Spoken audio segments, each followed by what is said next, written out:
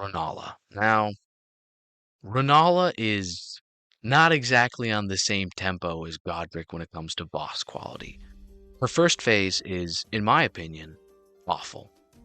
Playing it once is okay. It's fine.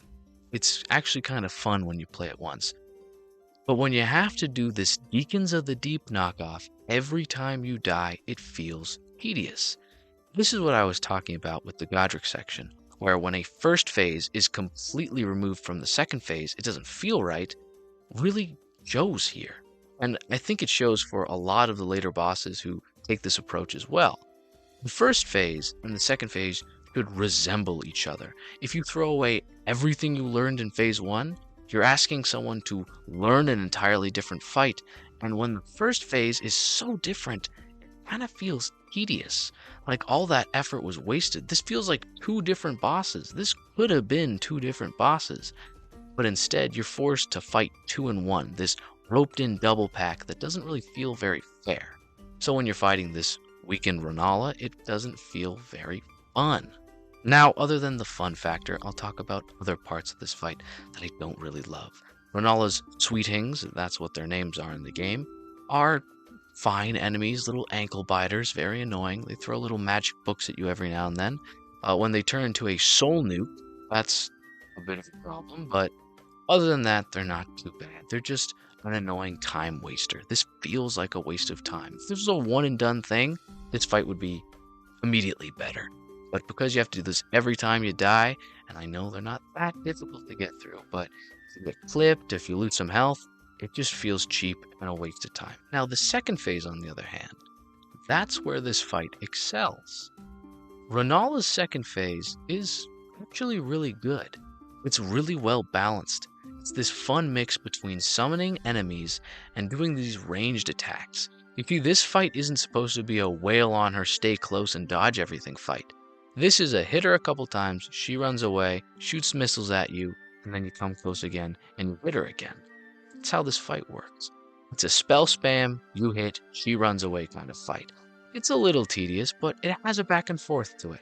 It's not like you stick to her hip all the time and you just keep hitting her like Fire Giant or Godric or any other big boy boss that you can really just stay on the hip of.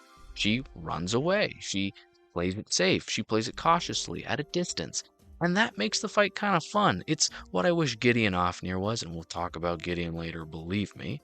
But the point is, it's a good fight. It's fun, it's interesting, and while I don't love other aspects of her character, I think this is her strongest part. Now, Rennala's story, on the other hand, is kind of tragic. Being carrying royalty and the leader of Caria, he has a lot of power and was actually considered the greatest rival of the Golden Order. And when she married Radagon and had their children together, the three of them, it seemed pretty great, you know. Ronnie, Rykard, and Radon, they were their three children, and they seemed to be a happy family. And then Radagon left. Now, the Lord never states why, and I wish Elden Ring gave us a little more information as to why, but it's interesting because Rennala is absolutely shattered by this. Him leaving essentially breaks her as a person.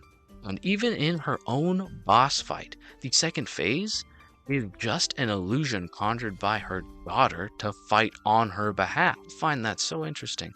This broken woman, this sad, tired mother, desperate to have children once again, rebirthing people anew into these horrifying slug-like forms, just to have some semblance of her former life is sad. It's very sad. A lot of Dark Souls, Elden Ring, everything is very sad, but this one is especially tragic for this character. So story-wise, it is quite sad, but it's also very compelling, and it makes you not want to kill this character. So that's a pretty interesting part. So far, she's a B tier for me. Now, design-wise, this is the most uninteresting part for me. Her design elements are sharing a whole lot of design elements with everyone in Caria. They all wear these blue robes with these red sashes, and I know that's just their regal attire, but I wish she had more to set herself apart. Maybe some braids sticking out of her weird moon-shaped helmet, which is honestly the most unique thing about her design. But Other than that, there's not really much to say about it. It would be like if Mog's pajama look was his actual design. That's how I feel about Rennala's actual design. It's kind of bland in my opinion. It has some charm to it, and it's interesting, but I'm I'm not that interested in it. It doesn't sell me that well. I like the egg. I think it's a very interesting design. And the whole floating visage of her and all the children floating from the flying carousels in the sky. I think that's very cool. But overall, her design is meh. So the fight's kind of okay. Second half is really good. First half, story, really good. Design, I'm not that great on it. So I'm gonna put Rennala in mid. She's not the best, she's not the worst, she's just kind of okay. Next up is